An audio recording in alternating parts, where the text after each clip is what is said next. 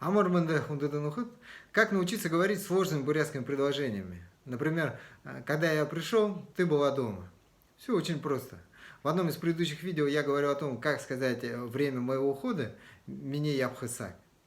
А время моего прихода будет мини ерхасак. Соответственно, во время моего прихода будет мини ерхасакта.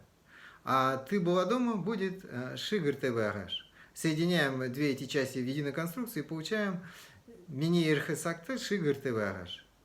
Но в разговорной речи слово «сак» зачастую выпадает, мы уже встречались с такими случаями, и падежное окончание «та» присоединяется напрямую к причастию «ерх». Но дело в том, что окончание «та», «то», «т» присоединяется к тем словам, которые заканчиваются на согласные «б», «г», «д», «р» и «с», а во всех остальных случаях оно меняется на «да», «до», «д». В данном случае оно меняется на «д». И получается «мини ерхд шигр ТВ агаш». Осваивайте бурятский язык. Дахим устра варьте.